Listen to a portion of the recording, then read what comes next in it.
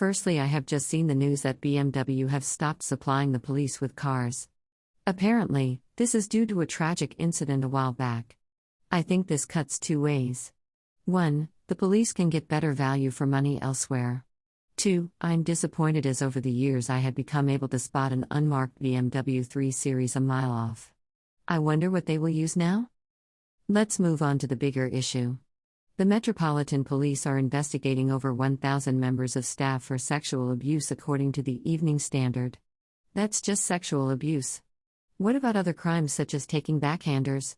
The Metropolitan Police seems to be in a continual mess, but what does this say about other police forces?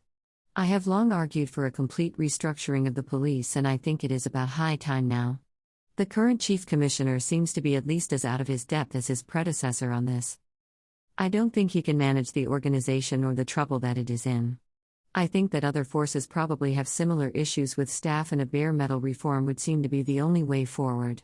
Where I live, the only time I see a police officer, they seem to have a takeaway half hanging out of their mouth.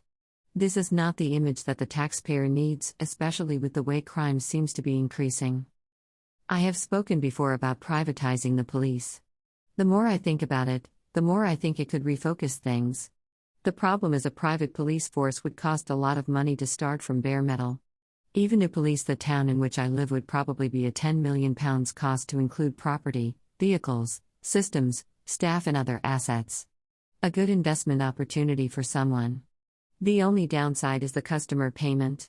How much will it cost me for the private police force to catch the scumbag that stole my car or broke into my house and stole my prized collection of Barry Manilow compact discs? Yes, I currently pay for this through my council tax payment.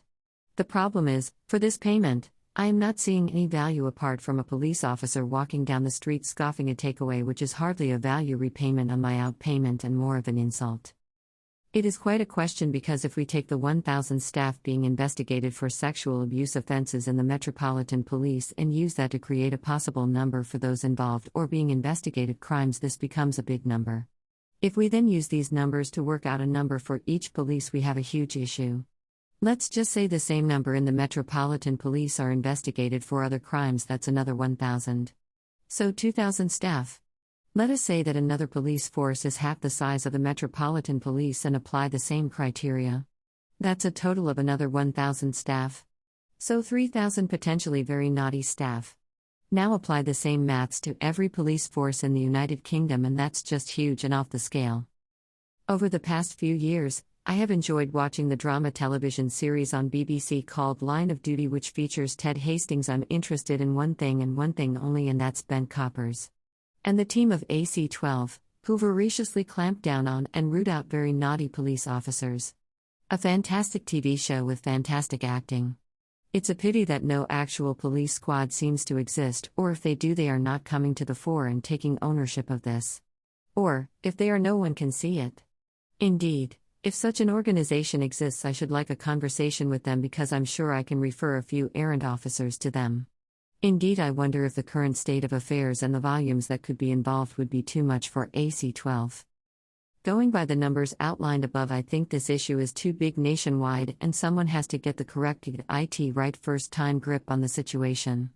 I don't think the current Chief Commissioner of the Metropolitan Police is the right man for the job. Oh well, let's see what comes out of the police woodwork next.